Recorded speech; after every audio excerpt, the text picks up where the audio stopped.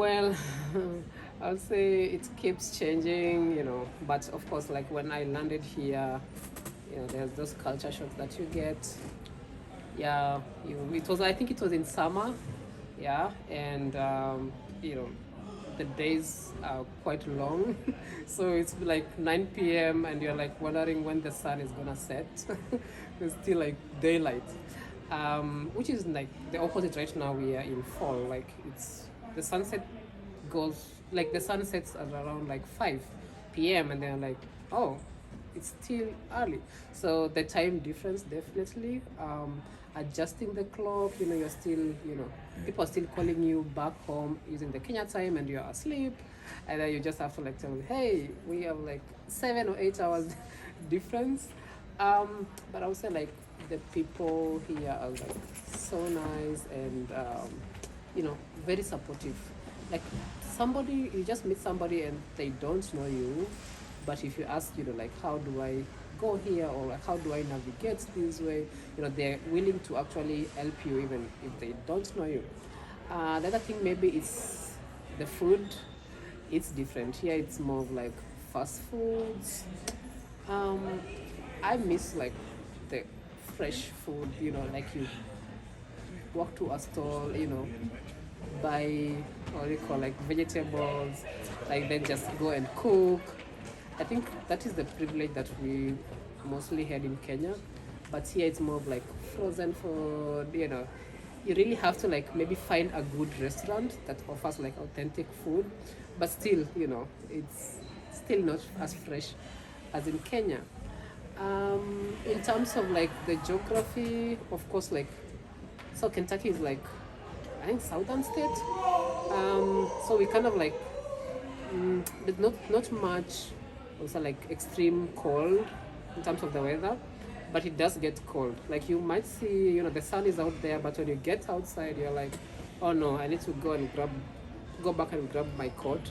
So that's the biggest, change that I realized. And what else?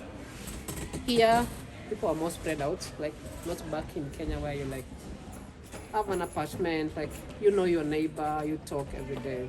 Here, like people are minding their own business. So unless you really like, you know, intentionally want, like to meet someone and get a conversation, so you really need to be intentional.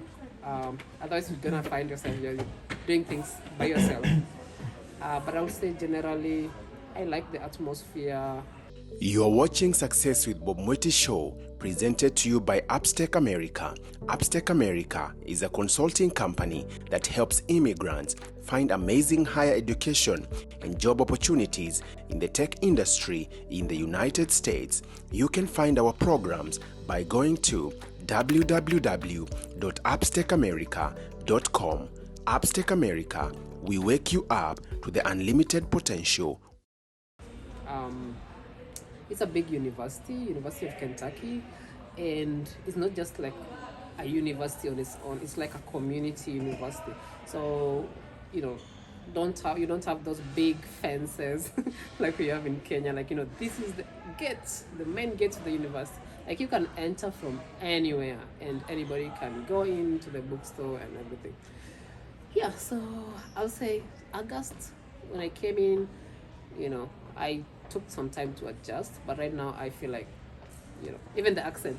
The accent is, I don't know, that's the most challenging thing. Like you think you know English until you come to the US, and then you're like, oh, I need to learn some sort of like, not really like change the English, but how you pronounce words, like your name. I remember I had to like Google my name, like how do you pronounce Edwin? Because most of the time they'd be like, what's your name? I'm like, Edwin. And then they're like, Edward?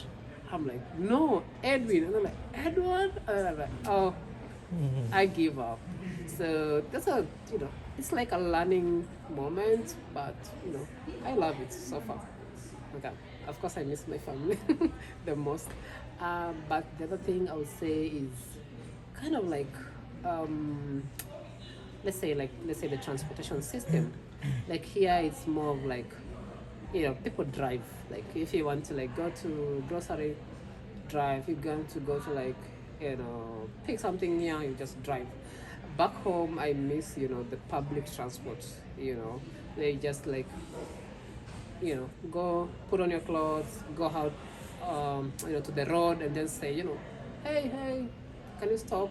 And you find a matatu, you know, honking and like, get in, like mbao, mbao, mbao. But here it's like, you know, if you don't really have a vehicle, unless you have like friends who like can, you know, take you around. But the good thing about now Lexington specifically is like there's like a transportation system. So there's like a bus. So if you want to like go somewhere, you just like go to the Google and say, okay, I want to go here, and then they'll give you like a bus route and a number. So you still have, you know, you can use the buses and pretty much move around. But you know, I miss that kind of like convenience where you don't have to plan yourself and say, you know, I need to time the bus. You just go to the road and like, hey, I need to go to town, and then take you, or they can take boda boda. Yeah, I would say like that's what I miss the most. And then like the street food, like, you know, back home you can go, you know, if you want like, what do we call the eggs, pasua, and the smokies. You just, you know, walk to the side of the road. Here, like, you can't see that unless you like go to a grocery store and buy, and then go and prepare. So yeah, that's what I miss.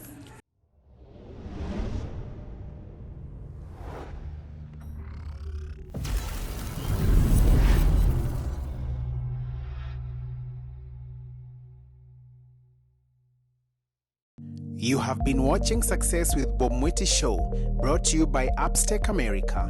Come back again next time to learn concepts, tools, strategies, and resources on the path of becoming a successful immigrant in USA through real-life experiences.